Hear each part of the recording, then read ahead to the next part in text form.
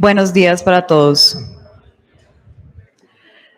Agradecemos a los asistentes haber aceptado la cordial invitación extendida por la Facultad de Arquitectura y Diseño de la Universidad Javeriana y la Escuela Javeriana de Gobierno y Ética Pública al panel La ética en la arquitectura. Esperamos que este evento académico sea un espacio para conocer diferentes posturas sobre la ética en el ejercicio de la arquitectura a nivel profesional y formativo y para identificar los valores éticos que rigen el ejercicio profesional. Para dar inicio formal al acto de instalación del evento, solicitamos a los asistentes apagar sus celulares o ponerlos en modo silencio y ponerse de pie para entonar el himno nacional de Colombia.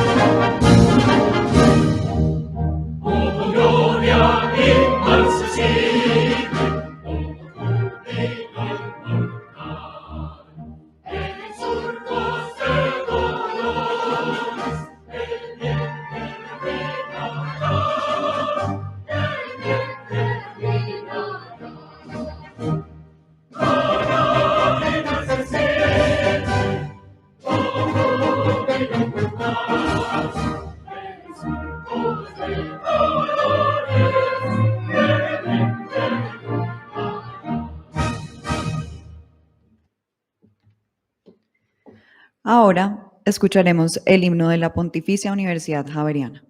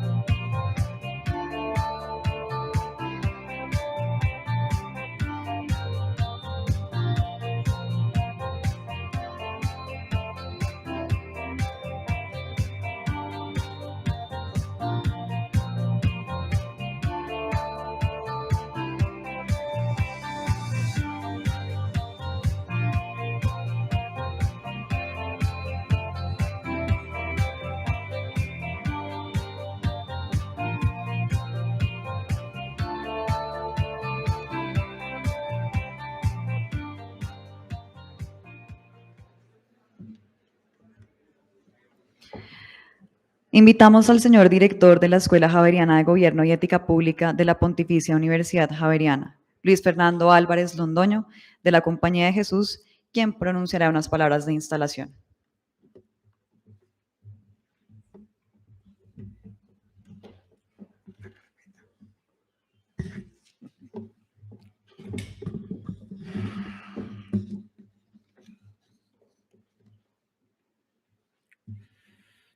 Arquitecto Alfonso Gómez Gómez, decano de la Facultad de Arquitectura y Diseño de la Pontificia Universidad Javeriana. Arquitecto Julián Marino Espina, presidente del Consejo Profesional Nacional de Arquitectos y sus profesores auxiliares. Doctora Ginette Forero, directora encargada del Consejo Profesional Nacional de Arquitectura y sus profesores auxiliares.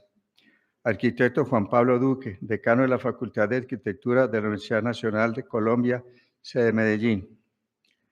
Arquitecta Erika Ayala, presidenta de la Agremiación Colombiana de Facultades de Arquitectura. Doctor Luis Fernando Cardona, decano de la Facultad de Filosofía de la Pontificia Universidad Javeriana. Arquitecto Alfredo Reyes, presidente de la Sociedad Colombiana de Arquitectos. Arquitecta María Isabel Tello, directora del Instituto Carlos Arbeláez Camacho, de la Facultad de Arquitectura y Diseño de la Pontificia Universidad Javeriana. Demás miembros del Consejo Profesional Nacional de Arquitectura y sus profesiones auxiliares, estimados directivos, decanos, profesores, estudiantes, señoras y señores. Cuando el erudito y célebre romano Cicerón se quejaba del estado de las cosas, exclamaba, abro comillas, o tempora o mores, cierro comillas.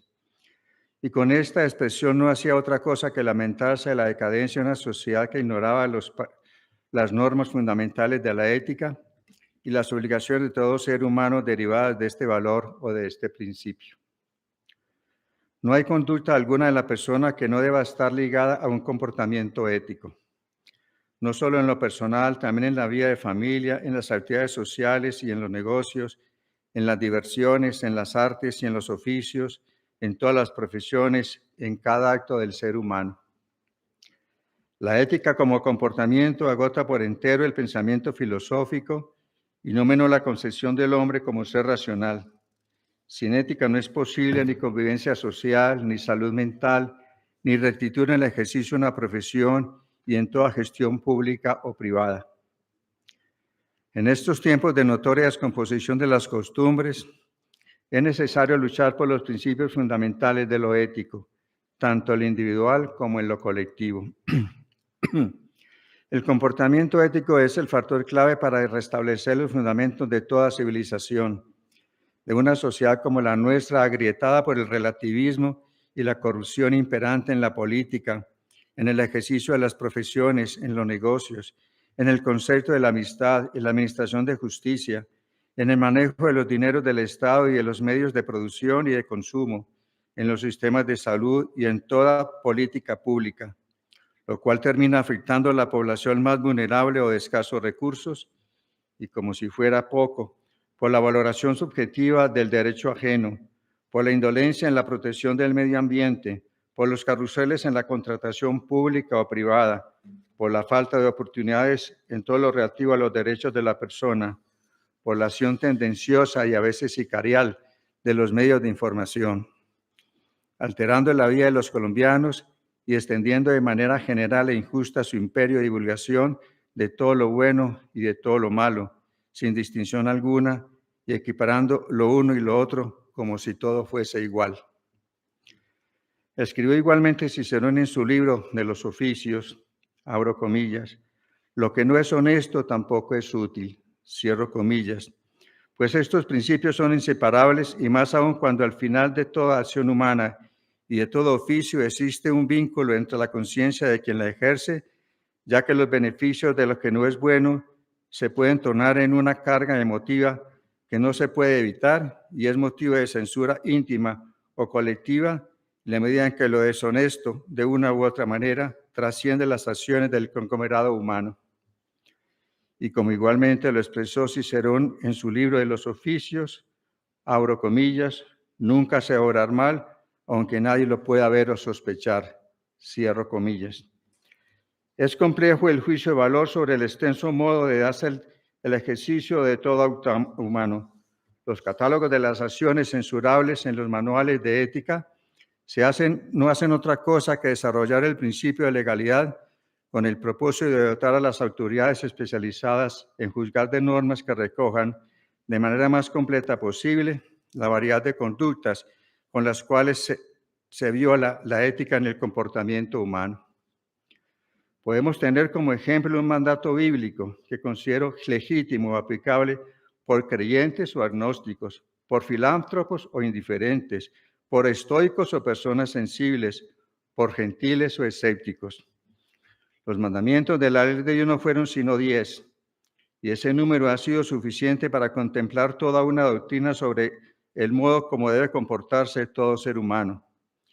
Y aunque el actuar de toda persona, cualquiera que sea su profesión u oficio, médico, odontólogo, arquitecto, diseñador, funcionario público o privado, economista, filósofo, estudiante, antropólogo, ganadero, biólogo, no tiene tantos meandros como lo dispuesto en los 10 mandamientos para entender si cada uno de nuestros actos es correcto o indebido, es ético o no, fundado en principios o en disvalores, perverso o malicioso. Sí debemos tener claro que todo nuestro proceder como javerianos debe estar siempre en función de la rectitud y la honestidad y en un ejercicio ético de nuestra profesión y respetando siempre la disciplina humana y sin enligar jamás el humanismo de la excelencia, La excelencia sin humanismo no tiene sentido. El valor y fundamento de la ética en el ejercicio de toda profesión debe constituirse en el referente permanente, en un mandato para toda acción o gestión humana, si queremos en un futuro próximo vivir una sociedad diferente, más justa, equitativa, incluyente, solidaria y respetuosa de la dignidad humana, un país libre de corrupción, una sociedad marcada por los principios de la moral, la ética y la norma, y como javerianos siempre definidos por la excelencia y el humanismo. Nuestra misión como colombianos es contribuir al mantenimiento del orden, la disciplina, la norma, la ética y la moral, es decir, de un orden espontáneo llamado sociedad, de una sociedad donde lo sublime conmueva, estremezca, domine y colme nuestra sensación en medio del asombro. Estamos siendo víctimas de una sociedad que le ha correspondido vivir en el desconcierto, una sociedad contaminada por el egoísmo, la mediocridad y el terror, una sociedad que nos está llevando a la descomposición de los valores, una sociedad sin lealtad y sin principios.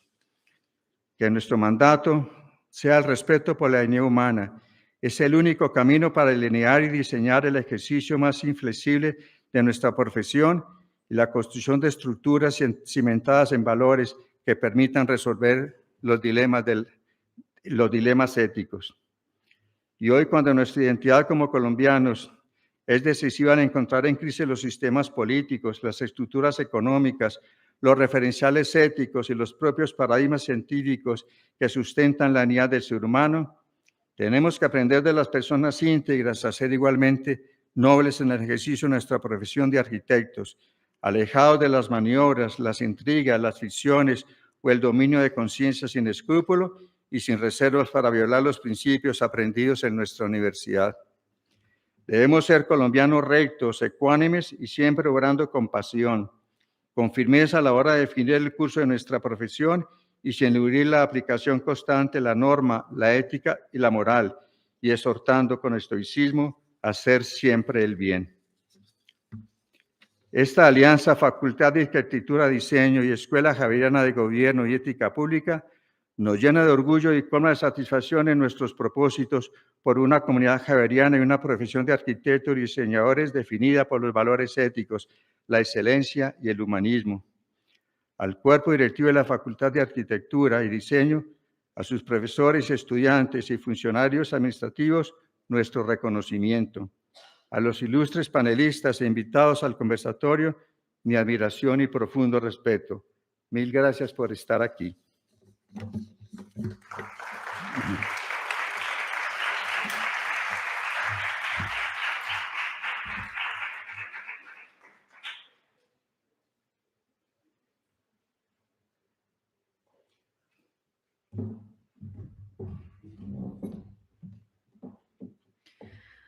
Ahora invitamos al arquitecto Alfonso Gómez Gómez, decano de la Facultad de Arquitectura y Diseño de la Pontificia Universidad Javeriana, quien pronunciará unas palabras de instalación en nombre del cuerpo directivo de la facultad.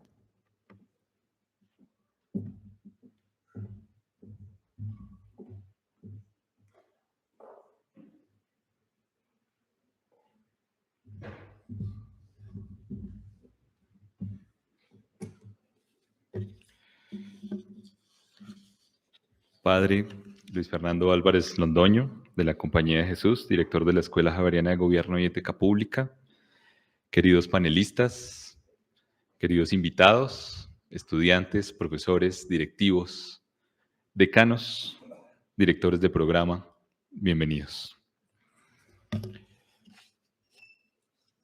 En el mundo, la arquitectura es una profesión regulada, que solamente se puede ejercer con una matrícula profesional que acredite una sólida formación para diseñar y construir espacios, viviendas, paisajes, ciudades y territorios.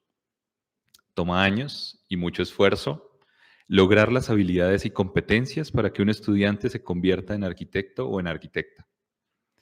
Pues debe desarrollar la creatividad para desarrollar proyectos innovadores, sentido ético para entender la belleza del espacio, sensibilidad sobre sus usuarios para dar respuesta a sus necesidades, criterio para resolver los problemas propios del momento y del lugar donde genera sus actuaciones. Capacidad de análisis para entender el funcionamiento de las estructuras y de los materiales. Conocimiento sobre la historia y la teoría de la arquitectura y la ciudad para actuar en consecuencia, y conciencia para desarrollar una sana relación entre sus proyectos y el medio ambiente.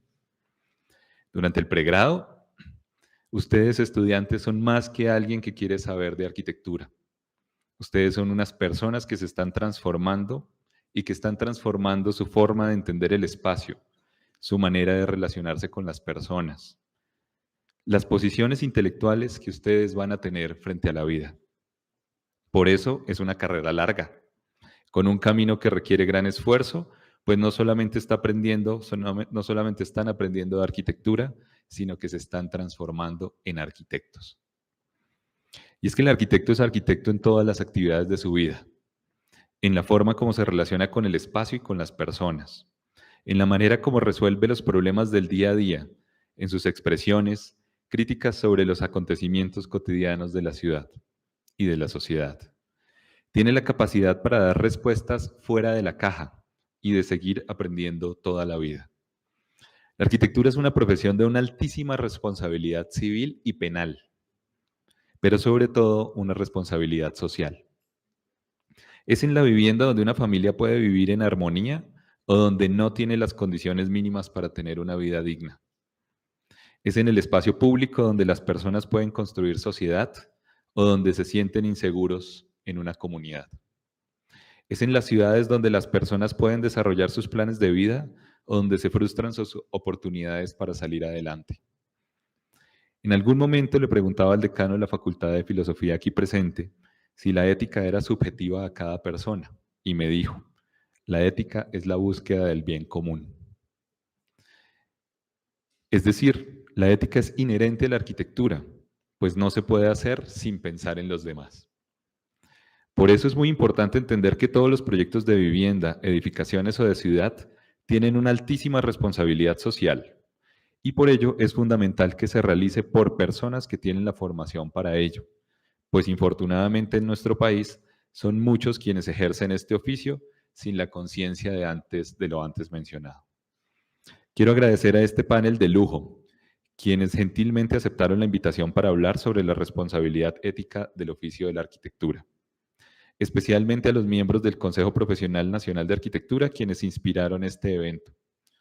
Pues son ellos, o nosotros, porque hago parte de este consejo, quienes legalmente nos encargamos de velar porque en nuestro país se cumpla lo establecido en la Ley 435 del 98, nuestro Código de Ética, que establece la manera de cumplir nuestra labor frente a la sociedad.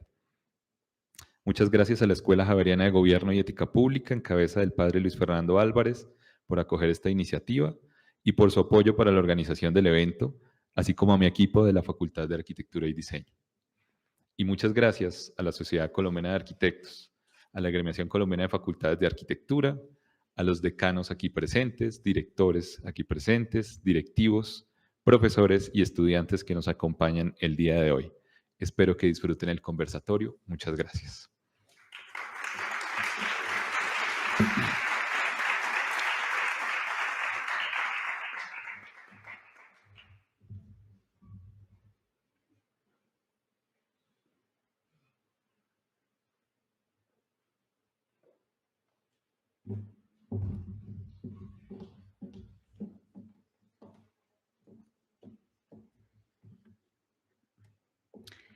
A continuación, iniciaremos el panel titulado Ética en la Arquitectura.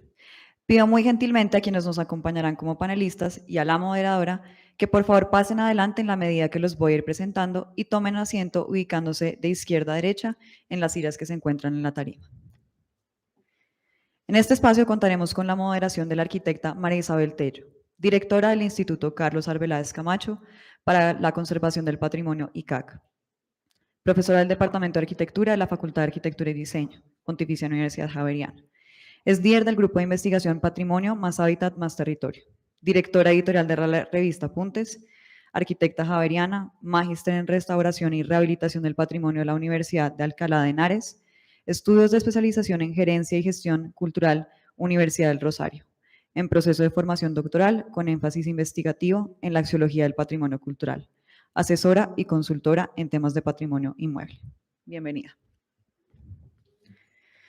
Como panelistas nos acompañan Julián Andrés Marino Espina, presidente del Consejo Profesional Nacional de Arquitectura y sus profesiones auxiliares, CPNAA, asesor del despacho de la ministra de Vivienda, Ciudad y Territorio.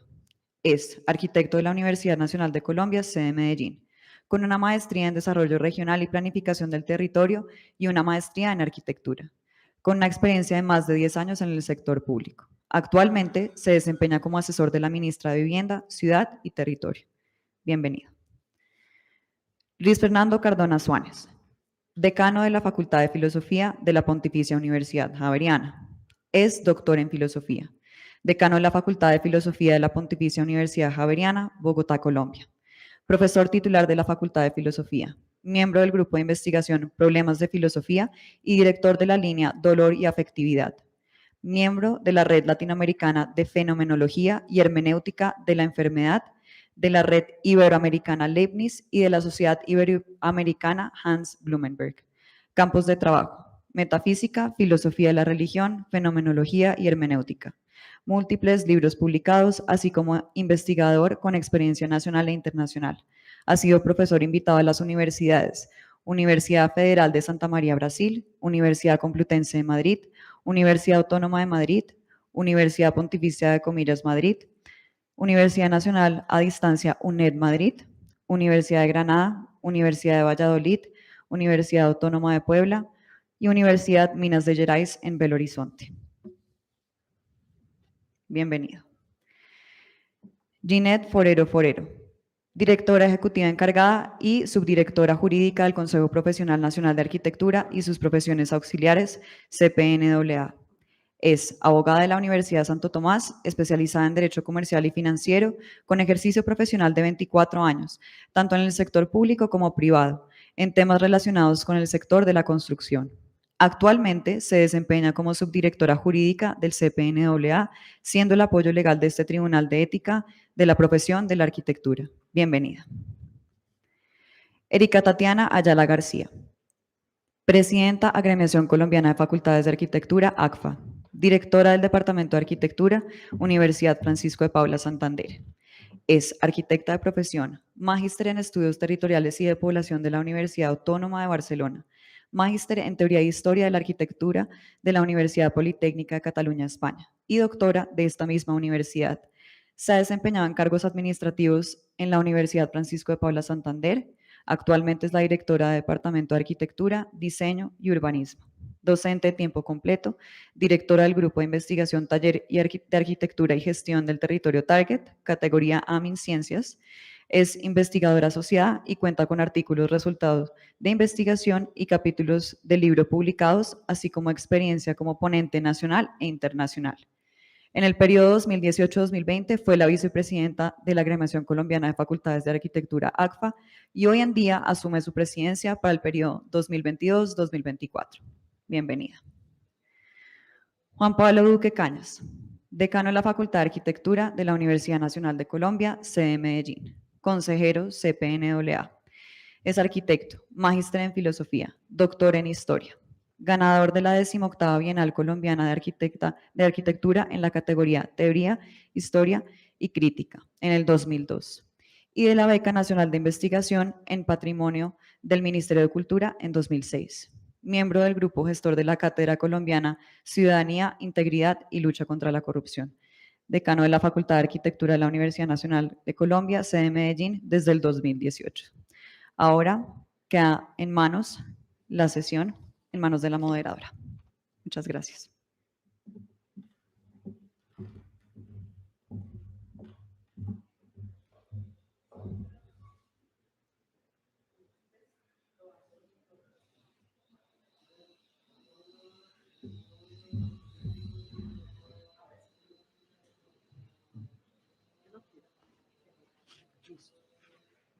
Bueno, 1, 2, 3 probando, ahora sí, ¿cierto? ¿Me escuchan? Si lo dejo por acá, ¿me escuchan? No, voy a tenerlo aquí cerquita. Bueno, buenos días a todos, bienvenidos a esta casa universitaria de la Universidad Javeriana Bogotá.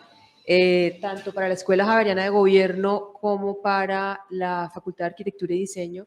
Pues es un placer tenerlos esta mañana con este lujo de panelistas y de auditorio, además celebrando que podamos retomar esos encuentros presenciales que definitivamente pues, nos acercan más y nos permiten construir de una manera mucho más vivaz pues el conocimiento y las reflexiones que necesitamos como sociedad.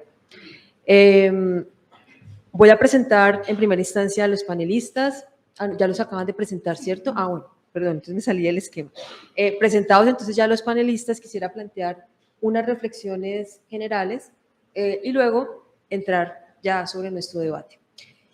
La metodología que vamos a seguir es la siguiente. Tenemos 5 preguntas que se le van a formular a cada uno de los 5 panelistas. Tenemos inicialmente un tiempo aproximado de 2 minutos para responderlas. ¿Por qué tampoco? Pues porque la idea es que los 5 respondan la misma pregunta. Vamos a iniciar en este orden, ¿sí? Pero de todos modos, después de que cada uno responda, ¿mejor? ¿No se está oyendo bien?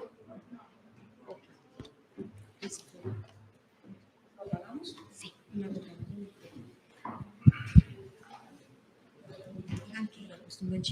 ¿Ahora sí? ¿Vuelvo y repito todo? No, ¿cierto? Bueno, de todos modos, bienvenidos. Estaba comentando entonces que la metodología va a ser la que acabo de explicar, 5 preguntas, las mismas preguntas para los 5 panelistas, tendrán 2 minutos aproximadamente cada uno para responder. Haremos la ronda en este sentido, de mi mano derecha hacia ustedes, y después de cada respuesta tendremos 1 minuto para que solamente uno de los panelistas pueda de pronto ampliar o replicar lo que el panelista en turno de la pregunta haya respondido. Al final, si el tiempo no lo permite, tenemos unas preguntas adicionales que las construimos previamente en aras de, digamos, alimentar mucho más el diálogo y el debate constructivo que tendremos esta mañana, y han sido formuladas ya según el perfil de cada uno de los panelistas. La historia del ser humano es la historia de la tensión permanente entre el bien y el mal. Tan antigua como el hombre es la pregunta por la regulación de nuestro ego y la búsqueda de una sintonía en pos de una alteridad que nos permita avanzar en la construcción de lo humano, que finalmente se materializa en la noción de sociedad, en nuestra condición como seres sociales. Esa historia de la humanidad que, como acabo de decir, es la tensión permanente o representa la tensión permanente entre el deber ser y lo que no es, se ha construido también históricamente de manera contextualizada. Cada cultura ha entendido lo que es bueno y lo que es negativo, lo que va en pos de ese proyecto trascendente y lo que definitivamente lo frena o simplemente lo destruye. Por lo tanto, la historia de la ética y las leyes es la historia del ser humano. De manera oficial, de manera institucional, nos podemos remontar incluso hasta aquella primera ley que todos aprendemos en el colegio, el Código de Hammurabi, que cita de manera muy interesante en su redacción a partir de una traducción que encontré de una publicación de la UNAM. Este fin de semana me causaba mucha curiosidad y encontré en el Código de Hammurabi, en la ley 229, lo siguiente, abro comillas: si un arquitecto, literal, ha construido una casa para alguien y no la ha hecho sólida, si la casa se derrumba y mata al propietario, este arquitecto merece la pena de muerte.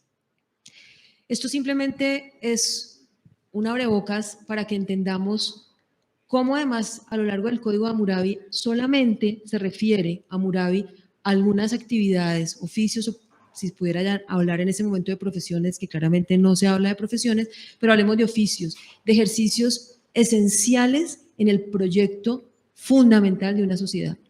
Y menciona a los legisladores, menciona a los médicos y menciona a los arquitectos.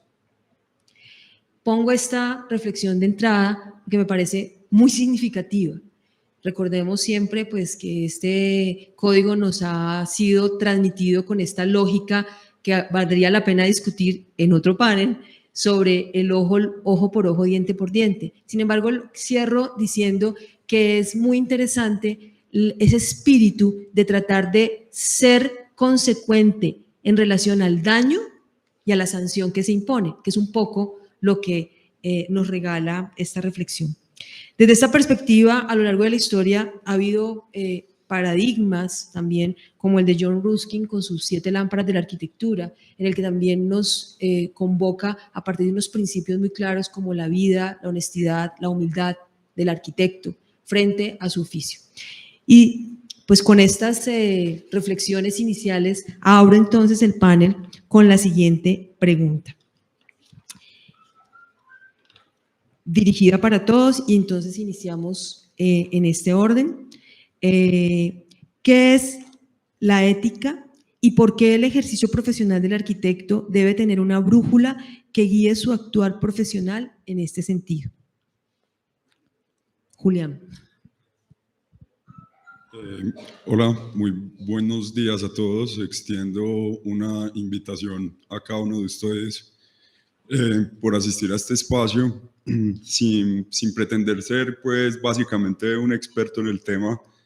Quiero compartir con ustedes de pronto unas construcciones muy personales en torno pues a este tema y a lo que he leído, y pues como quisiera básicamente es como transmitir unos conceptos que me encontré que me parece que son muy válidos pues y que le pegan de manera directa pues a este tema como tal. El primero que quisiera resaltar es que la ética es importante en la medida en que nos forja el carácter, y para poder forjar ese carácter pues todas las instituciones y toda la manera como está organizada nuestra sociedad se basa en los valores, y son los valores que básicamente buscan pues lo que se mencionaba anteriormente como esa excelencia que no tiene pues mucho sentido sin la humanización de nuestros actos. Entonces, los actos humanos y lo que en realidad le da el sentido a la ética es poder de manera interdependiente o de una construcción social, poder categorizar los actos a los que nos enfrentamos cada día en nuestro quehacer profesional. Y pues es muy fácil pues en ese sentido poder tener claro qué tipos de actos son los que son correctos o qué tipo de actos no, pues cuando tienes claro y conoces muy bien como los conceptos que son más universales, que se van pues digamos llegando a una condición o a una escala más local, por decirlo así. Entonces el hecho de que podamos ser éticos implica también conocer nuestros compromisos primero como ciudadanos. Entonces una invitación muy importante es entender qué nos hace ciudadanos y entender estos deberes y estos derechos. Y posteriormente también el mensaje que quisiera decir es como el tema de la vocación de la arquitectura, el para qué somos arquitectos. Y esto es una categoría que siempre está en constante evolución y en constante cambio, porque el mundo está en constante cambio. Entonces, las acciones que son como, digamos, problemas y que, digamos, demandan una crisis o enuncian una crisis que estamos viviendo, es eso. Entonces, es como que es cambiante también, es también obedece como a las acciones políticas que va adquiriendo la humanidad. Bien, gracias. Primero que todo, agradecer la invitación de la Facultad de Arquitectura a este espacio que implica una relación interdisciplinar y una relación sobre todo, ¿sí?, dialógica. Y a partir de esto quiero aproximarme un poco al sentido de la primera pregunta, ¿sí? ¿Qué entendemos por ética? Para mí, ¿sí?, el término ética proviene de la palabra griega ethos, ¿sí? Y la palabra griega ethos designa, uno diría, el centro de cómo los griegos asumieron su vida. ¿Y cuál es ese centro? Una idea muy sencilla y básica. La vida humana es ante todo una vida que merece ser pensada, que merece ser reflexionada, que merece ser asumida desde la actitud propia del hombre. Los griegos entendían entonces que el vivir, el estar en la ciudad, porque para ellos era claro que la vida humana tenía su sentido como una vida en la ciudad, en lo que denominaban polis, implicaba tener una actitud y un comportamiento de examen permanente de todas nuestras conductas, de todos nuestros comportamientos, tanto en el plano individual y sobre todo en el plano público. En ese sentido, la ética va a tener que ver con el comportamiento de una vida examinada, de una vida pensada, de una vida asumida con los criterios propios de lo humano. Digamos, el comportamiento humano está mediado entonces por la posibilidad de una vida en común. Y el criterio central de esa vida común era la búsqueda para los griegos de lo que ellos llaman el bien. Por eso mi idea de la ética es una vida examinada en pos del bien común. El bien común que nos interpela tanto en las pequeñas acciones como en las grandes acciones, tanto en lo privado como en lo público. Una vida así es también una vida asumida humanamente. Con esto diría un poco tratando de contestar tanto el criterio de la ética como el criterio de por qué es pertinente entonces también para la construcción de la ciudad, para el trabajo fundamentalmente de la arquitectura. Gracias. Muchas gracias, María Isabel. Yo creo que tomo un poco lo que dijo María Isabel como moderadora en el tema de la ética, esa tensión que se da entre lo bueno y lo malo. Esta pregunta tiene dos connotaciones: ¿qué es la ética y por qué el ejercicio profesional del arquitecto debe tener una brújula? De manera general, nuestros dos anteriores panelistas han definido qué es la ética. Y podemos tener que la ética es tal vez el eje fundamental de los valores del ser humano. De ahí se desprenden los otros valores como la honestidad, la responsabilidad, el cumplimiento, que al final, a la postre, como persona irradian en el ejercicio profesional, sea cual sea la profesión que se escoja. La ética es tan importante que tiene 1000 definiciones filosóficas, deontológicas, es tanto que es elevada al nivel de una ciencia, y es una ciencia que estudia las normas del comportamiento humano para que haya armonía social. Es decir, como lo decía Luis Fernando, esa vida en sociedad. Por eso es tan importante el valor de la ética.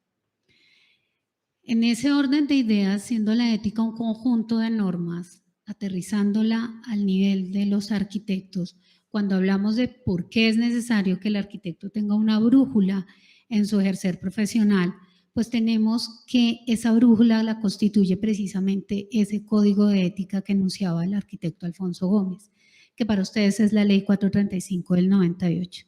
Ella contiene, inserta del artículo 10 al 23, su código de ética. Contiene 6 capítulos que rigen esas normas. Y de esos capítulos hay una norma súper importante. Y el artículo 14 dice que el ejercicio de la profesión del arquitecto es sus profesiones. Entonces uno mira esa norma y de allí deduce que un actuar ético es un actuar que enaltece la profesión. Eso nos lleva a concluir que indiscutiblemente la brújula para el ejercicio profesional es el actuar ético. Y ético como el valor más importante al momento de ejercer la profesión. Bueno, buenos días a todos. Agradezco la invitación. Entendiendo lo que acaba de decir Ginette y los múltiples significados que puede llegar a tener la ética desde los Al inicio de este encuentro escuchamos las palabras del padre Álvarez y del arquitecto Alfonso, en donde nos mostraban la importancia de la ética, de vivir en la comunidad.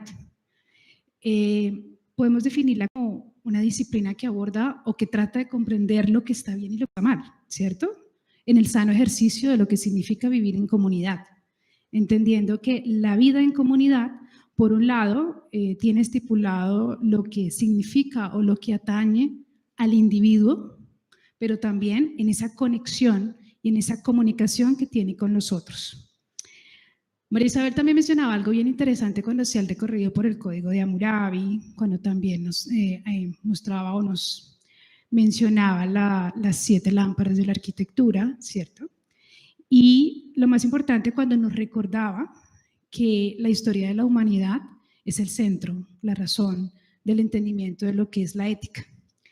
En este sentido, hay que tener en cuenta que llevamos toda una historia tratando de entender, tratando de abordar y tratando de dirigir, de tener una brújula, un camino claro hacia dónde debe estar enfocada la parte ética desde todas las profesiones. Hoy nos atañe desde la arquitectura, ¿cierto? Pero desde todas las profesiones y desde la comunidad en general, ¿no? Hay múltiples conceptos, visiones, también diferentes estados, ¿no? Podemos también tener en cuenta la noción de lo que significa el vivir bien.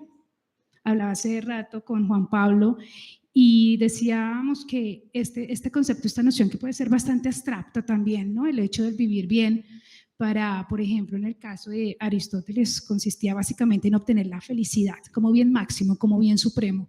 Y en el caso de Sócrates, por ejemplo, no se trata solamente de vivir, sino vivir bien, plenamente. Pero esto atañaba entre lo que consiste o tiene que ver con las conductas, con lo justo, con lo correcto.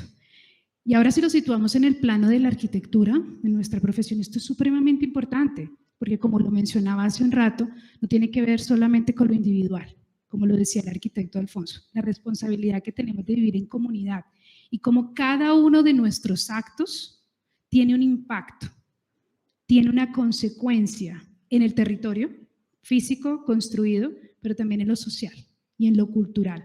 Y por eso es tan importante que tengamos una brújula, un camino, una guía que nos lleve a tener unos pasos certeros en la construcción de la sociedad. Muchas gracias. Bueno, muy buenos días para todas y para todas. Muchas gracias a la Universidad Javeriana por la invitación. No sé si se nota, pero estamos muertos de susto aquí por varias razones. La primera es que luego de la virtualidad encontrarse con la gente es intimidante, así uno crea pues que eso hace parte de su cotidianidad. Y lo segundo es que creo que esto va a ser como el sistema solar girando en torno al profesor Luis Fernando, porque efectivamente es el sol que nos va a iluminar con respecto a ámbitos mucho más profundos desde la filosofía. Un poquito para calmarnos o calmarme, les voy a contar una anécdota personal. Yo hace unos 35 años conocí al padre Alfonso Llano, por una razón muy específica. Tuve la oportunidad de comer con él porque era amigo de mi papá. Y ellos eran muy amigos porque mi papá siempre impulsó desde la academia la bioética como decano de medicina, él es médico. Y en ese momento yo empecé a preguntarme por qué era tan importante lo ético. Y cuando estudié arquitectura también me encontré con un mundo que gira alrededor de lo estético y de lo técnico, pero no necesariamente de lo ético. Es una razón por la cual en lo personal busqué respuestas a ese tipo de inquietudes en la filosofía, no en la arquitectura propiamente dicha. Haciendo esta introducción pues muy personal, me alegró mucho escuchar las palabras del padre Álvarez al citar a Cicerón, que en últimas es una guía fundamental para todo lo que tiene que ver con los deberes en el sentido de buscar el bien común y la forma de comportarnos como ciudadanos, ¿cierto? En una sociedad en la que tenemos unos derechos y unas obligaciones, sin las cuales sería imposible interactuar. Eso nos lleva pues a que precisamente la ética y lo moral, que como hablábamos ahora antes de iniciar el evento, a veces se confunde un poco lo ético y lo moral, aunque desde en sus inicios pues digamos que son dos cosas diferenciadas, pero pasan luego por el latinismo a configurar una cosa pues muy mezclada. Pero lo ético es fundamental aclararlo. Lo primero es que pareciera que hoy por hoy es un tema incómodo. Cuando uno habla de lo ético, lo ven a uno como una especie de Savonarola que quiere quemar a todo el mundo en una hoguera, ¿cierto? En estos momentos yo creo que yo soy el decano más impopular entre sus profesores, porque como uno insiste en lo ético, en el actuar y en el pensar bien y en el ser coherente, pues eso no necesariamente cae bien. Es decir, a veces se ve como un discurso moralista desde el punto de vista impositivo, cuando la moral y la ética no es eso, es simplemente establecer unos patrones en busca del bien común. Yo simplemente querría plantear como idea algo que ya decían los filósofos de la antigüedad. Lo ético es vivir una vida que valga la pena ser vivida, es decir, dentro de lo virtuoso, es decir, la formación del carácter individual que nos permita ser sujetos virtuosos, que evidentemente busquemos la felicidad, pero a través de lo bueno y de lo justo. En ese sentido, la ética nos compete absolutamente a todos y no solamente a los intelectuales dedicados al estudio de la ética y de lo moral. Y es una de las razones por las cuales es interesante, sobre todo para los estudiantes de arquitectura que están aquí, que entiendan que sin una concepción ética, insisto yo, es imposible comprender el sentido profundo de la arquitectura desde el punto de vista de su importancia cultural.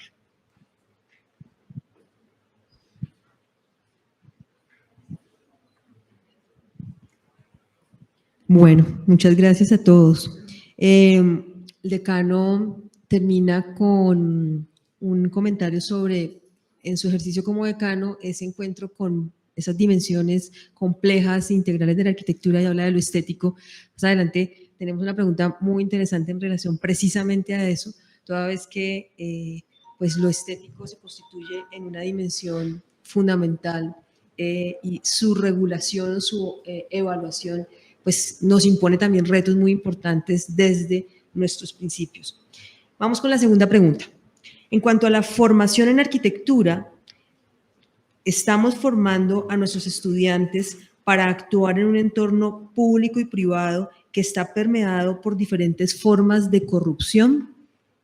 Yo voy a cambiar un poquito la dinámica para no estar en fila india y le voy a ceder el micrófono a Ginette en este momento. Muchas gracias, María Isabel. Bueno, pues espacios como este demuestran el compromiso de las universidades para formar a los estudiantes con ética. Nuestro decano, que dice que es impopular, es una prueba fehaciente que sí se está tratando de realizar una formación de ética desde las universidades, porque no solo es enseñarles la parte académica de la profesión, sino el ejercicio ético. Y yo, cuando hizo la intervención el arquitecto Alfonso Gómez, dije, me dejó sin argumentos, porque había un tema que yo quería connotar en el tema de la ética, y es que específicamente la profesión de la arquitectura es una profesión de una altísima relevancia social. Todo lo que hace el arquitecto no es un hecho aislado. Todo lo que hace el arquitecto impacta a otro ser humano.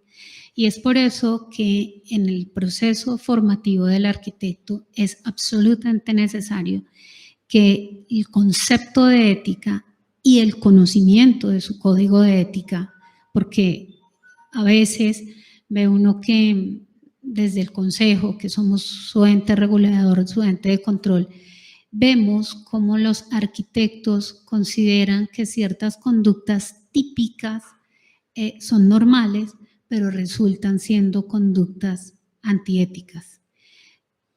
Porque esa raya entre lo moral y lo ético o lo aceptable es bien difícil de entender. Entonces, por eso es supremamente necesario que dentro del proceso formativo se incluya también la formación en conocer su norma rectora, su código de ética, esos 10 artículos que...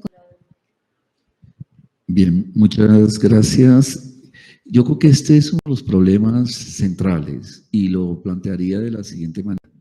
El eje de cualquier formación académica, profesional, disciplinar, tiene que ser la interacción dialógica entre diferentes perspectivas, posiciones, actitudes sobre un mismo quehacer, en este caso el quehacer de la arquitectura.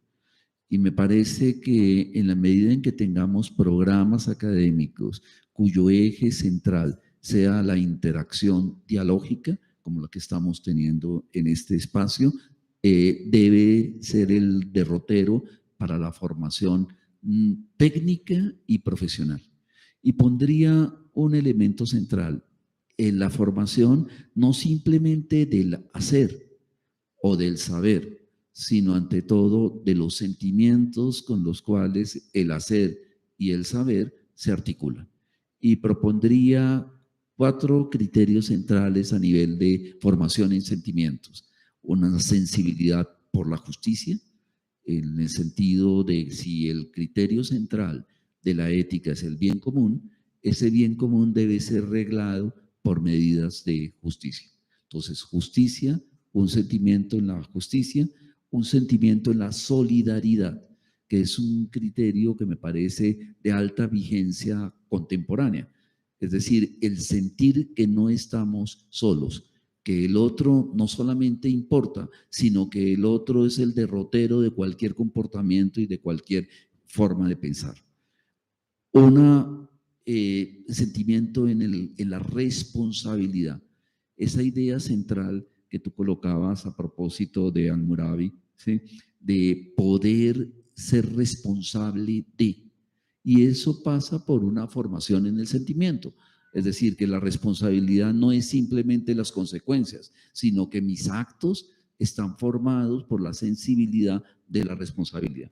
Y una última, el cuidado. Ante todo, el cuidado. Me parece que orientar la arquitectura como una praxis y un saber en torno al cuidado y sobre todo construir el objeto verdadero del cuidado, la casa común.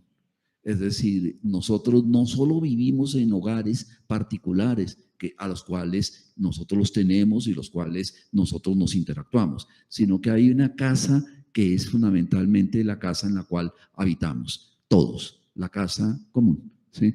En este sentido, también una sensibilidad de cuidado de esa casa común.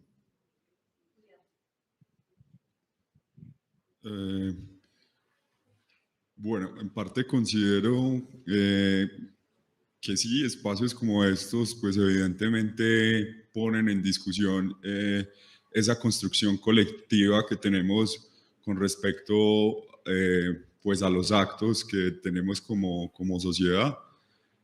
Sin embargo, considero que, por lo menos hablo desde mi experiencia personal, pues en la universidad recibí como muchos conocimientos más técnicos, te entrenan más como para temas como de una competencia más técnica, pero este tema de fomentar la ética es algo que se hace pues cada vez más necesario en la medida en que pues el mundo en crisis que estamos habitando pues nos demanda a nosotros como disciplina tener una posición con respecto a la mayoría de los temas. Por ponerles un ejemplo, hace unos años era posible, no sé, comer carne. Hoy en día, digamos, con la lectura que se hace del cambio climático y como con la relación que hay con estos temas, pues mucha gente está optando por ser vegetariana porque el mundo cambia. Entonces, esa construcción social de lo ético cambia constantemente y cambia porque va en correspondencia con una lectura de un momento en particular. Entonces me parece que esta discusión se tiene que seguir dando desde muchos escenarios y uno de ellos es el académico, pero que finalmente es una construcción social que va a poder pues determinar qué es lo justo, qué es lo bueno o qué es lo malo para poder actuar como con coherencia en cada uno de los escenarios en los que nos enfrentamos como profesionales o como ciudadanos.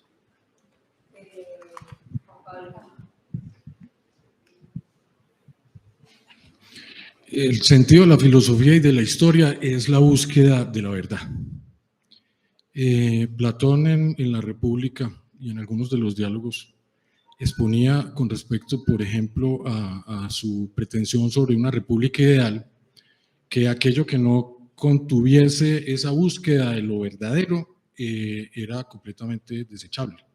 Y de ahí parte su crítica al arte mimético, ¿cierto? Al arte que imita, porque él fundamentaba específicamente que ahí no estaba la verdad, que la verdad estaba, digamos, en el mundo de las ideas y que por tanto pues estas eran simplemente materializaciones ya corruptas de esa idea. La filosofía, desde el punto de vista de lo ético y lo moral, implica que efectivamente las cosas no sean aparentes, es decir, que haya una concordancia en lo que se es y lo que se pretende ser. Y Aristóteles en la ética, precisamente en ese sentido, plantea que es injusto quien sin serlo pretende serlo.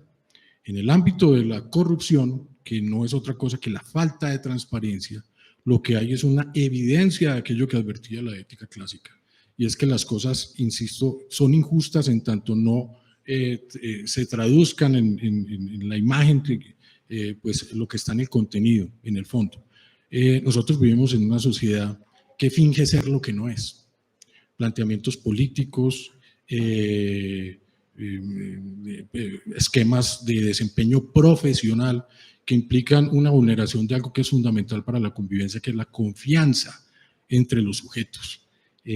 Si digamos que eso, infortunadamente, estas sociedades se van convirtiendo en algo de la cotidianidad del paisaje, se va volviendo como una costumbre el creer que lo ético, o que lo ético no, que lo correcto es mirar por dónde uno hace la trampa, ¿cierto? Por dónde uno puede sacar más provecho, y eso evidentemente pues vulnera la confianza. En ese sentido, cuando nosotros tenemos labores que implican la revisión de ciertos comportamientos poco transparentes o desde el punto de vista legal corruptos, pues implica también entonces una observancia efectiva entre esa coherencia entre el ser y el parecer.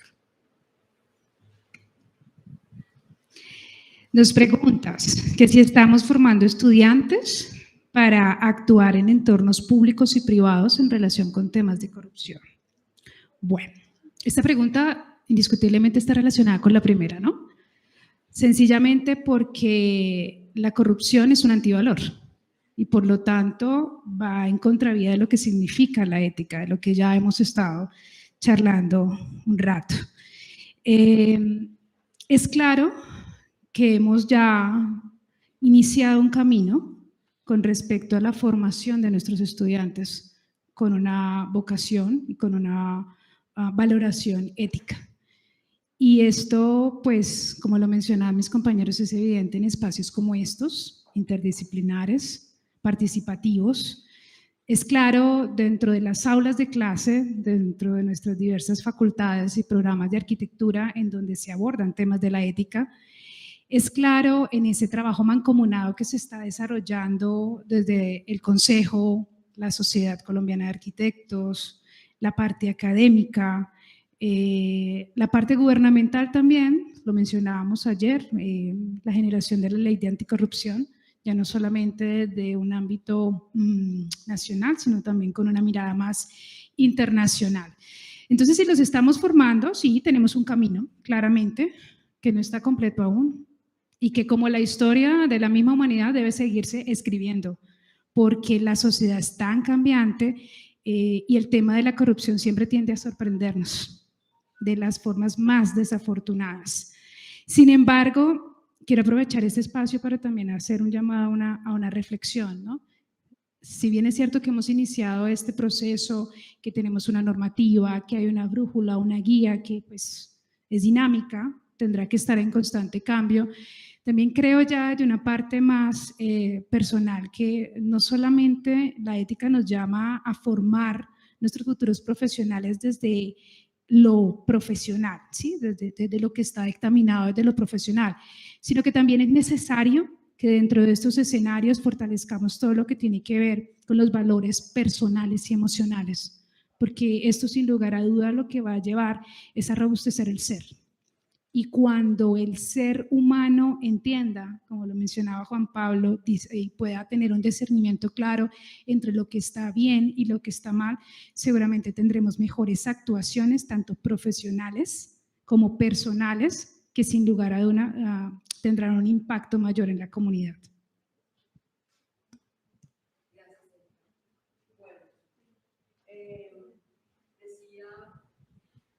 Decía John Ruskin precisamente, que lo mencionamos en las 7 lámparas, al referirse a la arquitectura doméstica. Estamos hablando de John Ruskin en la segunda mitad del siglo XVIII, ¿no? Es un texto muy importante y decía, no es una mera cuestión de deleite óptico, de orgullo intelectual, de gusto refinado y discerniente, cómo y con qué grado de duración y acabado deberían erigirse los edificios domésticos de una nación.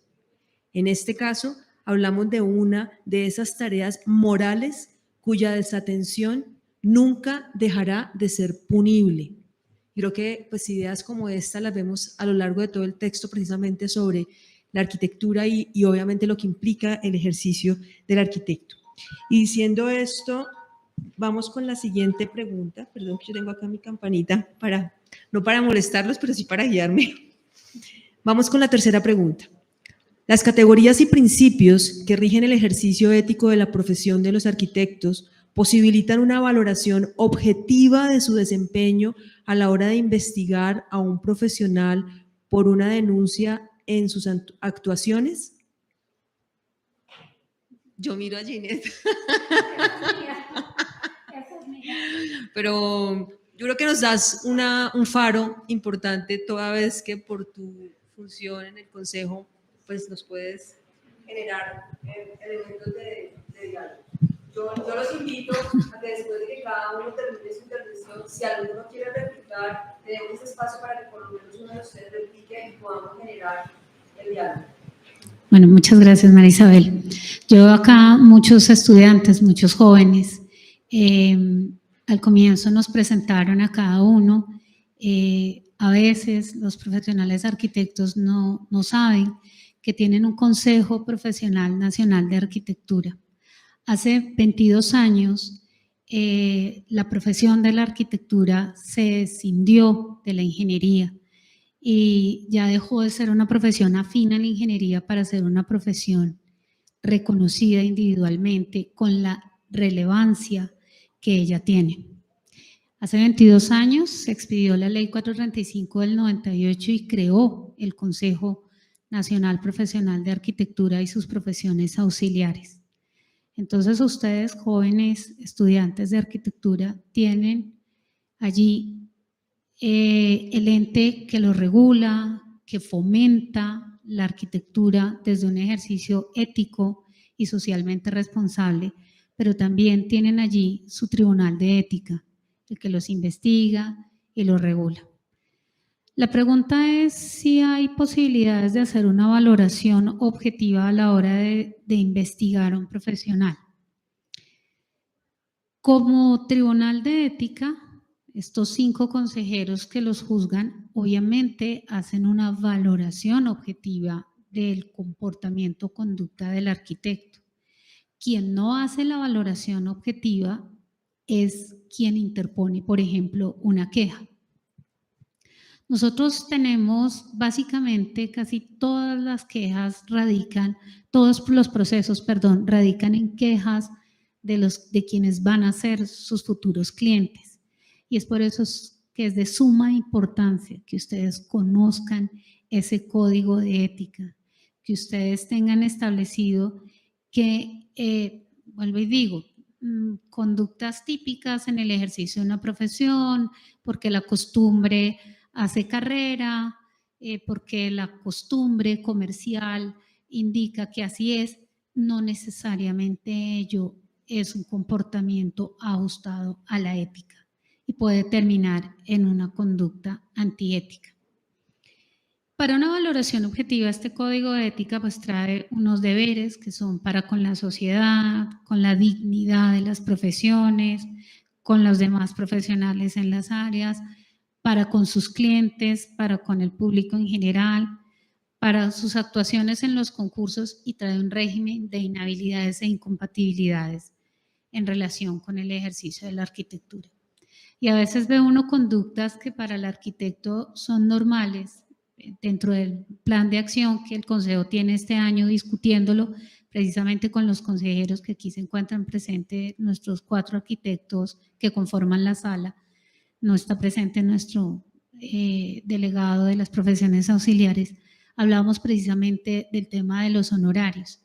Hay un deber que, por ejemplo, los arquitectos no lo ponen en práctica, y es que si yo conozco la oferta de otro profesional, me resulta antiético presentar una oferta, porque al haber conocido el costo de sus honorarios, lógicamente mi honorario va a ser menor. Y eso es una conducta que resulta comercialmente lógica, pero que si uno la analiza es antiética, y de hecho es una conducta de reproche disciplinario. Entonces sí, si hay un canon para hacer una valoración objetiva, pero ustedes en el ejercicio profesional tienen que tener en cuenta que el cliente o la contraparte no necesariamente es tan objetiva, y pues no es la idea que un profesional inicie su vida o su ejercicio profesional ya viéndose inmerso en investigaciones que pueden tardar hasta 5 años y que le generan así sea una amonestación, un antecedente en su ejercicio profesional. Entonces, sí contamos con esa forma, pero es de ustedes, deber de ustedes, conocer cuáles son los cánones, cuál es ese conjunto de normas que regula su ejercicio profesional.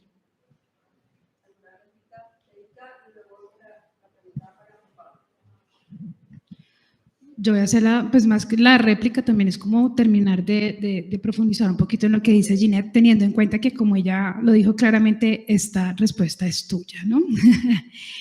Sin embargo, escucharte me genera mayor certeza en la dualidad de la respuesta que tenía prevista, ¿no? Porque, como lo mencionas, está un tribunal ético, hay unas concepciones claras, hay unas directrices marcadas, en donde pues se puede prever cómo se debe comportar, digámoslo así, ¿no? Profesionalmente un arquitecto, y empezar a ser partícipe de lo que es el entendimiento del ser solidario, de ser correcto, de cumplir con todo lo que tiene que ver con la profesión, de ser justo, de generar confianza, ¿no? Por aquello también de los clientes. Sin embargo, creo que dentro de esa objetividad también surge una subjetividad, ¿sí? Porque cada caso es independiente y por lo tanto es complejo. Y creo que la razón de este tribunal ético, dentro de esa objetividad, consiste o debe consistir en manejar una subjetividad para cada uno del entendimiento de los casos que se están presentando, ¿no? Cada escenario es complejo, cada entendimiento, como tú lo mencionas, sea de parte del cliente, si conozco, si no reconozco los escenarios, pueden interferir o pueden dar un reconocimiento a lo que se entiende del accionar ético. Y más aún cuando dentro de ese trayecto que aún tenemos en construcción, tenemos algunas cosas que todavía nos faltan por normar, ¿sí? Hablamos en muchos escenarios, por ejemplo, el tema de los honorarios del arquitecto, que ya ahí entra un tema ético bastante profundo dentro del desarrollo de la profesión, de la formación y del quehacer disciplinar. Entonces, tu respuesta me ayudó como a profundizar un poco mi dualidad con respecto a la objetividad que tiene el tribunal ético, pero la subjetividad que va enlazada a cada uno de los casos y aún en el camino que nos falta por recorrer en normativa.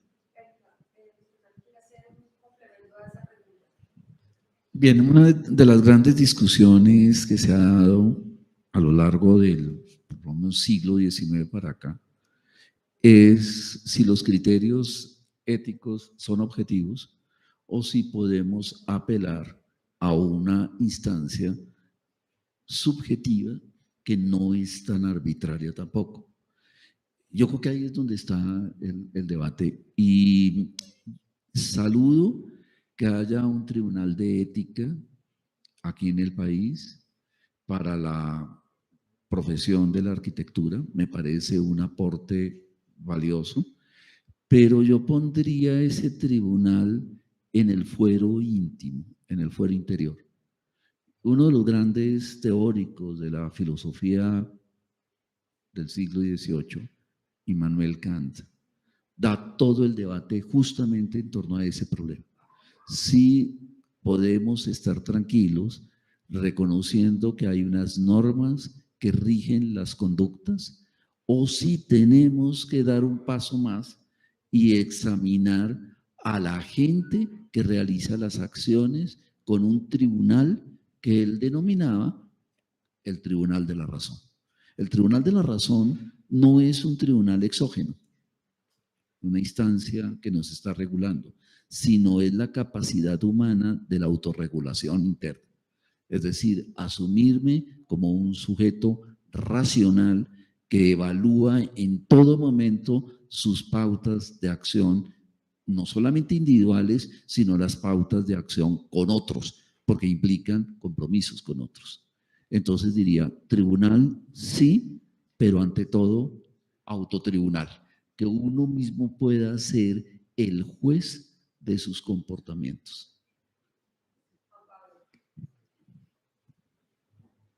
Bueno, hay un ámbito de la filosofía que es un ámbito realmente muy contemporáneo, que es el de la ética aplicada, y que tiene que ver con éticas específicamente fundamentadas a partir de disciplinas que son muy particulares. De ahí sale la bioética, la ética empresarial, la ética, etcétera. Y en el caso pues que nos convoca aquí, que es la ética de la arquitectura, digamos que eso implica pues buena parte de la labor que hacemos en el Consejo Nacional de Arquitectura y sus profesiones auxiliares. Y allí vale la pena plantear que, como usted también lo decía, Alfonso, en sus palabras iniciales, existen unas normativas a nivel nacional que implican unos parámetros de comportamiento moral para el ejercicio profesional de la arquitectura, moral pues y disciplinar, que implica que sí, que son unos límites a partir de los cuales pues obviamente uno incurriría por lo menos en unas actuaciones indebidas. Tradicionalmente se asume que el comportamiento falto de ética por parte de un arquitecto se reduce simplemente al hecho de no disputarle el trabajo al colega, ¿cierto? Pero eso no es solo eso. Hay una porción de la ética también, por ejemplo, la ética medioambiental, que implica las repercusiones de nuestro ejercicio proyectivo con otros ámbitos mucho más profundos al simplemente desempeño de lo profesional. Esa moral, ¿cierto?, que se construye a partir de unos lineamientos normativos para el desempeño profesional, pues tienen entonces una serie de planteamientos que implican hasta dónde lo que uno hace o lo que hace el profesional está bien y a partir del cual por lo menos es reprochable. Y aquí yo me permitiría introducir muy imprudentemente a un autor que no es de la arquitectura, sino del derecho, que es Beccaria, César Beccaria, que es un clásico del derecho, sobre todo en lo que tiene que ver con los delitos y las penas. Y él va a plantear tres elementos interesantísimos y fundamentales para esto, que son el hecho de que las penas, cuando se dan las sanciones, tienen que tener un elemento de prontitud, ¿cierto? Que sea ágil la pena, eso no puede quedarse en el tiempo dilatado. Que sea cierta, es decir, que exista el conocimiento pleno, efectivo de la falta, y que sea perdurable, ¿cierto? Que efectivamente tenga pues unas intenciones inclusive preventivas, en el sentido en que las leyes lo que hacen, o el sentido de las leyes es plantear el lineamiento de hasta dónde está el comportamiento correcto y a partir del cual no. Nosotros en el Consejo Nacional de Arquitectura tenemos asiento ahí por ley. Es decir, yo estoy ahí porque la ley dice que un decano de la Nacional tiene que estar ahí, de la Universidad Nacional, y no necesariamente porque uno sea experto en este tema. Eso es lo que hace esa labor todavía más compleja, en el sentido en que pues, efectivamente las decisiones que se toman ahí, que tienen que ver mucho con el derecho, y por eso es fundamental el trabajo de Ginette y su equipo jurídico, en ese sentido, pues tiene unas implicaciones que además van hasta cierto punto, que no son inclusive sancionatorias desde lo legal, ¿cierto? Nosotros no podemos pues decir que eso que va para la cárcel pues una persona que hace esto, pero sí de una manera pues digamos sancionatoria desde el punto de vista moral, que lo que busca es un carácter preventivo, es decir, y por eso pues este tipo de ejercicios académicos es fundamental precisamente para que se entienda que el ejercicio profesional de la arquitectura tiene unos componentes éticos supremamente profundos que deben ser obviamente articulados en el quehacer cotidiano de la disciplina de la arquitectura. Bueno, esto está muy interesante. Gracias. Por eso pregunto para que cierres. No, quisiera puntualizar un aspecto y es básicamente que pues deberíamos seguir trabajando no tanto como en el control. Digamos que desde mi experiencia en el ámbito público es muy fácil como formular las políticas, es muy fácil implementarlas bien, implementarlas mal, pero el Estado es como muy, no es tan eficiente generando como el control. Entonces me parece que sí es importante que conozcamos como este código de ética de los arquitectos, pero pues mi llamado también es como a que hagamos siempre como esa revisión y esa pregunta de ¿para qué estudié esto? ¿Qué función? ¿Por qué esto tiene una función social? ¿Cuáles son los temas gruesos que, digamos, los arquitectos están tratando en todo el mundo? ¿Cuáles son las problemáticas que tenemos en todo el mundo? Que si nos ponemos a mirar, pues tenemos como mucha convergencia en muchos aspectos y creo que poder trabajar en eso, en educarnos para estar en constante, digamos, no aceptación, sino como en constante confrontación, nos permite siempre estar parados en una posición actual, en una posición en la que debemos tener pues como un discernimiento y un criterio para saber efectivamente qué cosas están bien y qué cosas no están funcionando tan bien en la sociedad y cómo efectivamente nosotros como arquitectos podemos cambiar un poco esa situación desde lo que hacemos. Unos en mayor medida, otros en otra, pero a la larga es poder hacer esa invitación, de poder hacer esa lectura constante de lo que pasa en la realidad, de las injusticias que pasan en la ciudad. Ya vemos que todo el espacio construido, pues nuestra tarea y nuestra función principal es humanizarlo. Nosotros tenemos el deber de humanizar los espacios que son habitables y eso casi que comprende toda la vida humana. Entonces la invitación siempre es a estar informado y a tomar partido de lo que los otros arquitectos y la disciplina en sí está tomando en conciencia en la actualidad. Entonces creo que eso nos ayuda mucho como a no, porque cuando uno se mete como en los términos de ley, de conocer la ley, hay veces muchas cosas.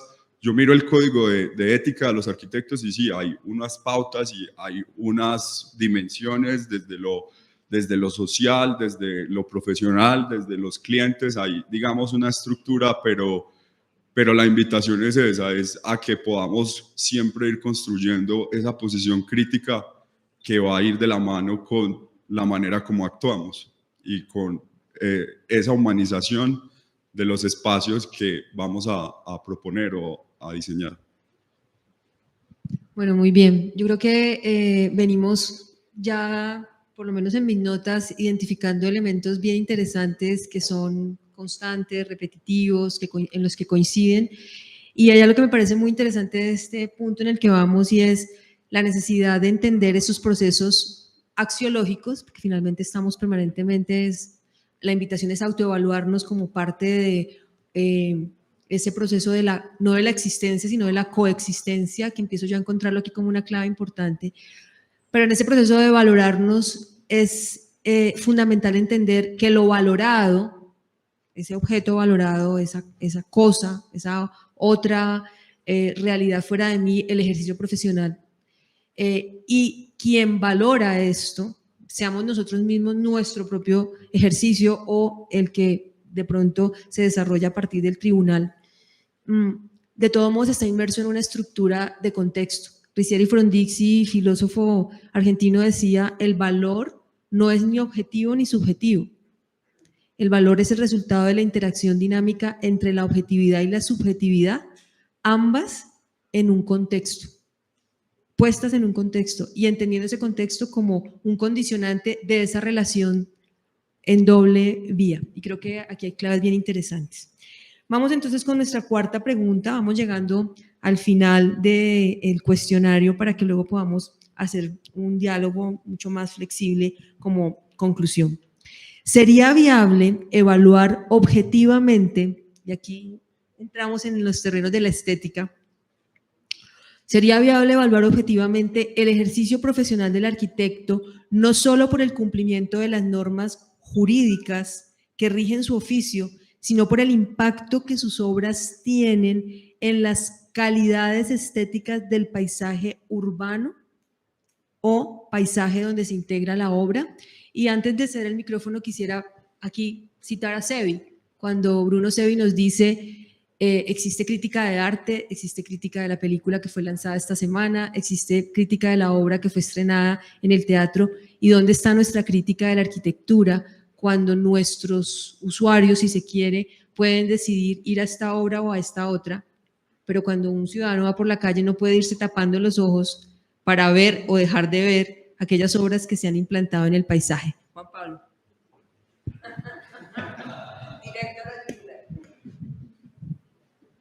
Bueno, les voy a contar una crisis que yo tuve cuando estaba estudiando arquitectura y que ahora se la replico a los estudiantes. Cuando yo estaba estudiando arquitectura, y creo que Alfonso es de mi generación, pues Julián es mucho más joven, a nosotros nadie nos habló de algo distinto a la belleza y a la técnica, insisto. A mí nadie me habló de sostenibilidad, nada, nadie. Y hoy es fundamental, ¿cierto? Cuando seguimos insistiendo en el problema de lo bello en la arquitectura, uno tiene que plantear ¿y qué es lo bello? ¿Cierto? Porque es que la definición de lo que es bello termina siendo tan compleja, tan circunstancial en lo espacial y lo temporal, que no es fácil darle respuesta.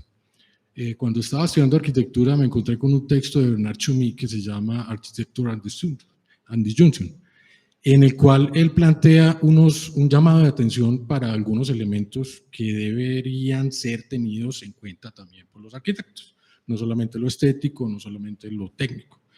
Y él dice, por ejemplo, la locura, el madness, ¿cierto? De ahí salen pues todas las folies de él en París, pero también la violencia.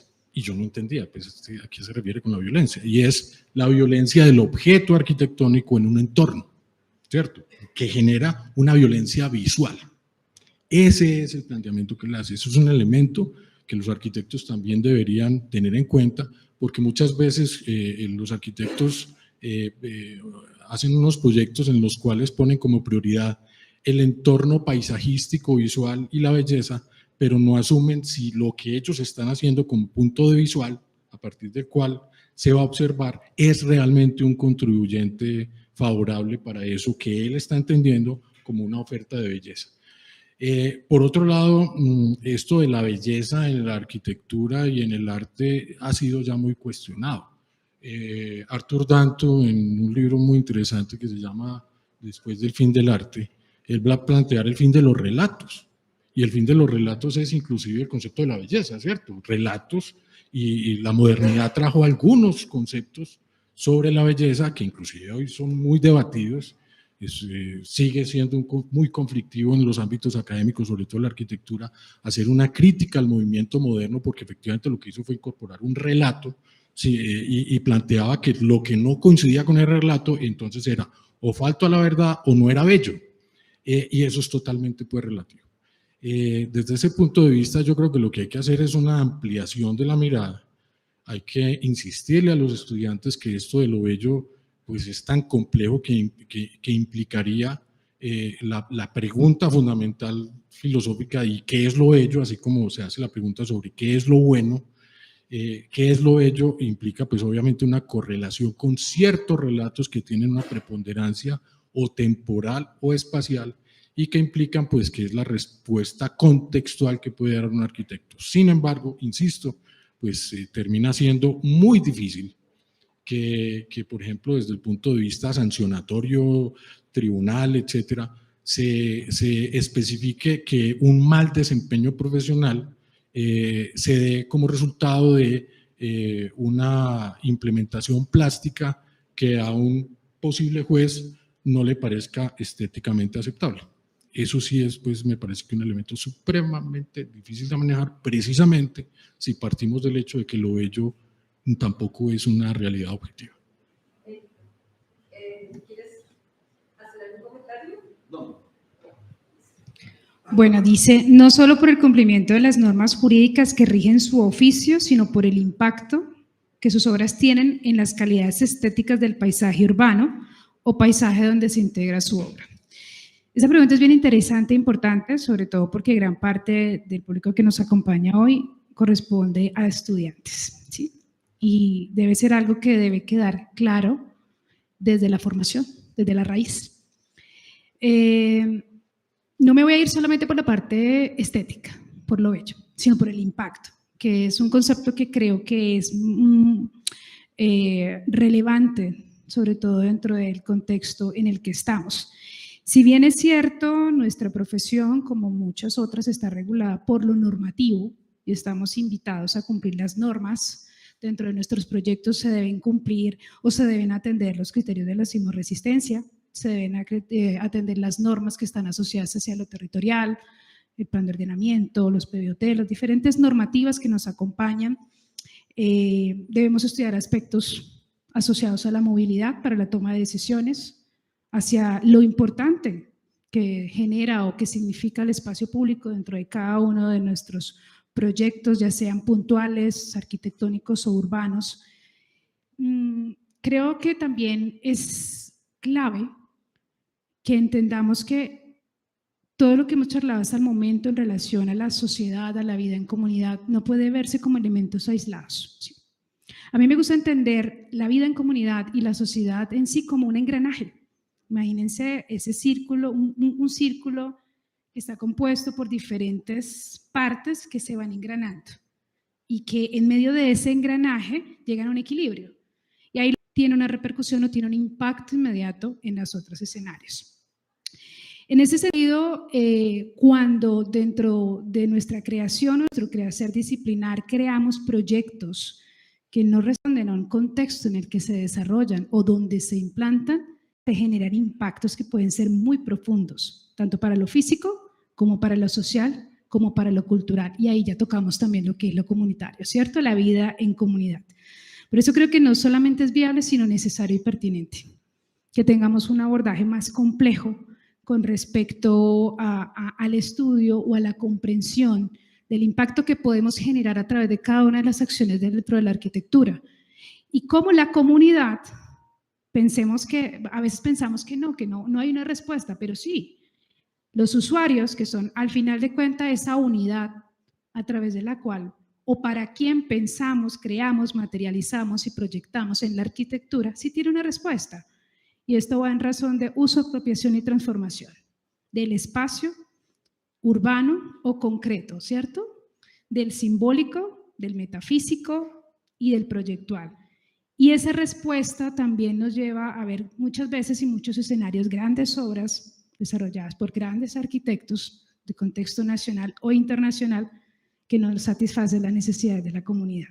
Y por lo tanto no hay un uso, una apropiación, pero sí puede haber una transformación espacial. Es decir, que la comunidad la entiende de otra manera y le genera otro uso diferente al que el arquitecto postuló dentro de sus creaciones.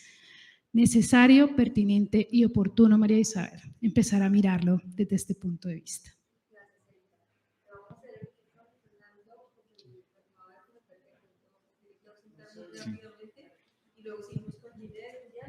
Bien, muchas gracias. En primer lugar, me tengo que disculpar porque tengo una cita en la vicerrectoría a las 11. Entonces, sí, me ausento.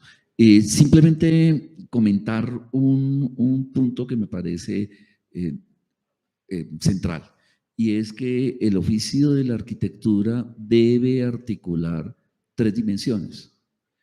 Una que me parece que hemos venido construyéndola, pero yo ya quisiera precisarla, el eje del habitar.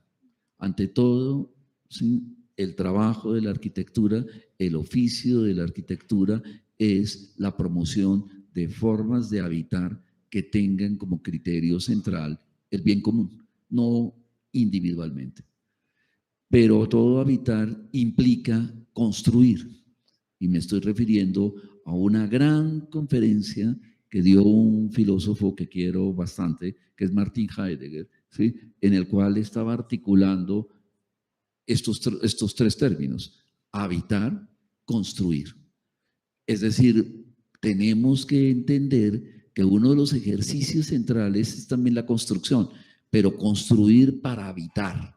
Y a veces pasa por alto ese pequeño problema, porque construimos para mostrar, construimos para vender, construimos para imponernos, pero no necesariamente nuestras construcciones tienen como criterio central el habitar común, porque el habitar no es simplemente individual.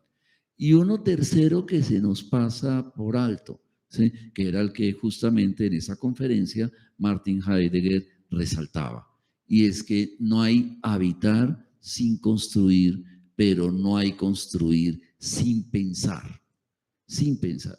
Y esto es un elemento central que te queremos también incluir, y es que la actividad de la arquitectura no es simplemente una actividad técnica, un oficio, sino que debe ser un oficio pensante, o sea, articulado desde el pensamiento, en el cual implicaría la reflexión que hemos venido construyendo de que el sentido de la ética es la idea de una vida examinada para el bien común. Gracias, María Isabel.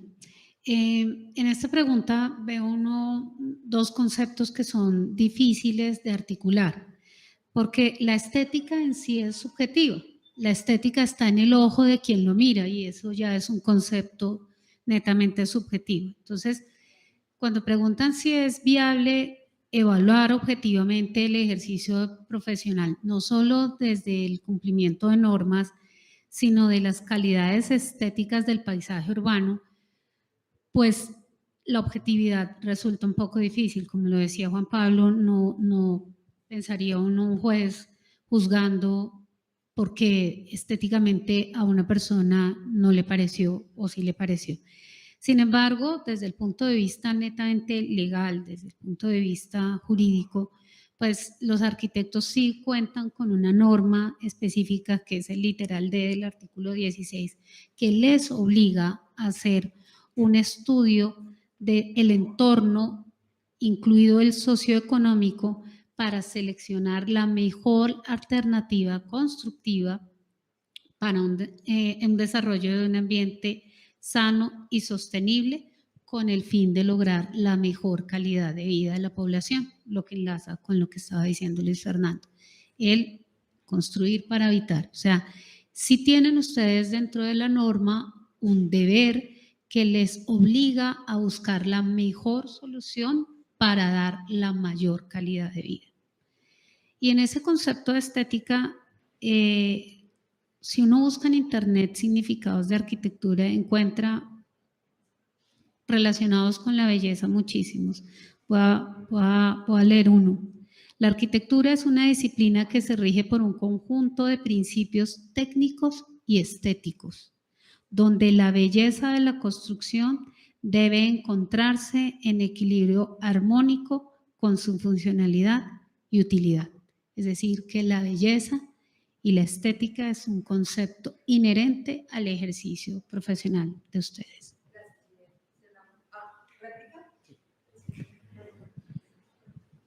Yo quisiera adicionar esto.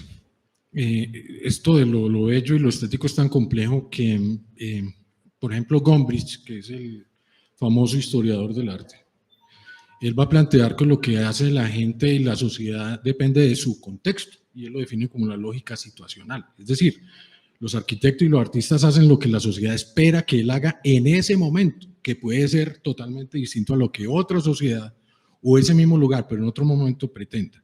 Y ese es un elemento que también se asume desde la antropología. Hay un antropólogo muy interesante que se llama Jacques Maquet, un francés, que escribe un libro que se llama La experiencia estética, y él plantea cómo inclusive las cosas se resignifican.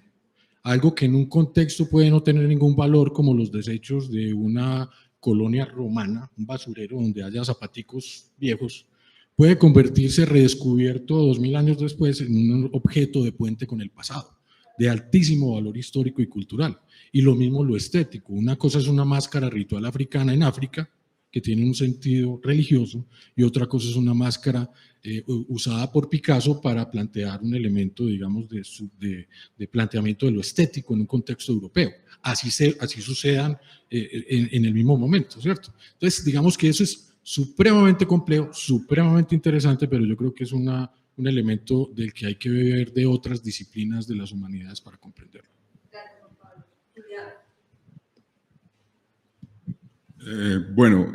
Creo que ya la disciplina se ocupa de estudiar muy bien lo que son los proyectos ejemplarizantes, por decirlo así, pero sin embargo, pues, digamos, el arquitecto de ahora, pues, al tener esa responsabilidad social tan grande, pues, digamos que en la actualidad uno viendo como los concursos y lo que se presenta como respuesta de nuestra disciplina a los problemas sociales, pues uno identifica que casi ya los arquitectos, pues en este mundo cambiante, pues lo que más se resalta es la interdisciplinaridad, o sea, pues que estamos inmersos en grupos que pues dan respuestas de manera conjunta y pues evidentemente los proyectos y la mejor arquitectura que está mejor catalogada siempre da respuestas múltiples a diversas miradas y a diversas disciplinas. Entonces, es como eso.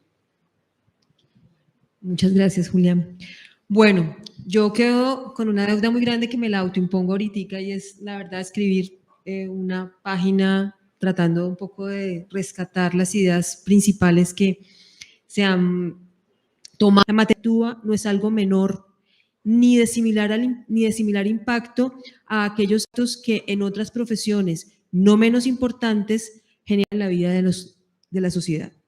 Moldear el escenario vital de las sociedades, que es lo que hacemos los arquitectos, y por ello trasciende en una sola dimensión integral e indivorciable, por lo que la formación del arquitecto y el ejercicio del arquitecto no pueden. Es sencilla y completamente necesario apegarnos a una brújula que históricamente nos ha permitido llegar a la humanización deseada, entre signos de interrogación, toda vez que asistimos a situaciones complejas en la vida cotidiana, pero que siempre nos deberá permitir apuntar a lo más alto de la dignidad humana.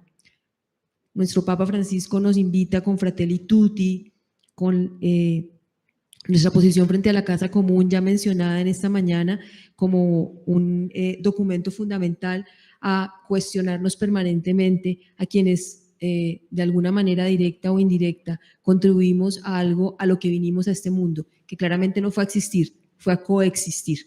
Les agradecemos su presencia, les agradecemos a los panelistas la generosidad de habernos acompañado esta mañana, a la Facultad de Arquitectura, a nuestro decano por propiciar estos espacios, al padre Álvarez con la Escuela Javeriana y a Pierre, que nos invitan permanentemente a construir finalmente nación y mundo global con una perspectiva muchísimo más sintonizada con esos valores que nos humanizan, a los estudiantes a estar permanentemente cuestionándose y autoevaluándose, a nosotros los profesores a estar también sacando lo mejor de ellos, y a todos los arquitectos que están aquí reunidos de la Sociedad Colombiana de Arquitectos, Presidencia Nacional, del gremio y de otras instituciones y facultades, pues a asumir la responsabilidad que nos corresponde en esta meta tan importante. Muchas gracias a todos por haber compartido con nosotros esta mañana. Alfredo. Claro, Alfredo, ni más faltaba.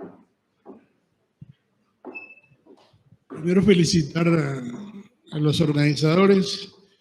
Sugeriría en torno a reflexionar sobre todo lo que hemos escuchado hoy, que ojalá estas sesiones se hagan con mucha más frecuencia. Hablar de ética para el caso de los arquitectos y para cualquier otra disciplina, en la percepción que tengo como consejero del tribunal, es que no puede ser una oda a la norma. En Colombia tenemos, y hace 3 años estoy ocupado de recolectar normas para tener una especie de repositorio de las normas en Colombia que tienen relación con el arquitecto, y hay las normas más contradictorias que uno se puede imaginar. Entonces, no podemos pensar que la ética se basa en cumplir la norma. El señor decano de filosofía, que lamentablemente se ausentó, creo que puso el dedo en la llaga. La reflexión, esa mirada hacia adentro que tenemos que hacer, más que una revisión de cánones. Quedan muchísimos temas, por eso insisto que deberíamos hablar un poco más de esto. Miren, las redes sociales. Hoy construimos una ética a partir de las redes sociales, que es una ética mentirosa. Es una ética donde construimos un perfil pensando más en el ego que en la verdad. Y casi siempre, de acuerdo a estudios, se estima que el 75% de lo que se escribe en Internet defendiendo el perfil de uno es falso. Entonces, queremos aparentar lo que no somos. Y en cuanto a norma, la cita que hacía el señor decano me lleva mucho a pensar en nuestra sociedad, en lo que somos, el ADN nuestro. Decía un escrito de Tocqueville, por allá en el año 1756 y más, ¿cierto?, que él se fue a estudiar a la sociedad americana. Decía, no sé qué tiene la sociedad americana, que por ejemplo, un tribunal de conciencia, un jurado de conciencia, cuando se reúne, de allí siempre sale la verdad en un altísimo porcentaje.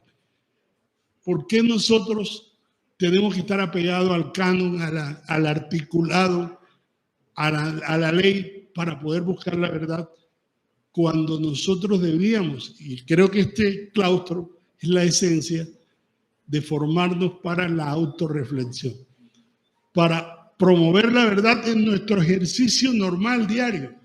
Y nosotros lo que hemos hecho en el Consejo Nacional de Profesionales estos últimos años, 3 años más exactamente, es cambiar, es reflexionar, porque veníamos de la escuela de exhibir cuántos arquitectos hemos sancionado en Colombia. Le quitamos la matrícula a 200, sancionamos con un llamado de atención, con 2 años de sanción, qué sé yo, y resulta que por ahí no es el camino.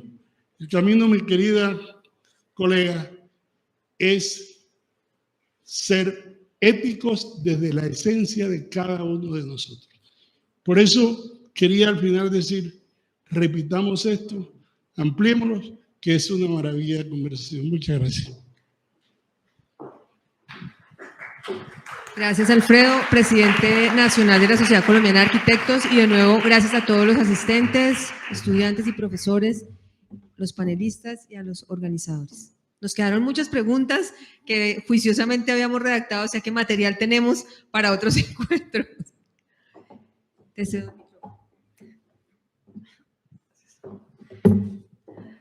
Bueno, agradecemos a nuestra moderadora y a los panelistas por este interesante espacio académico.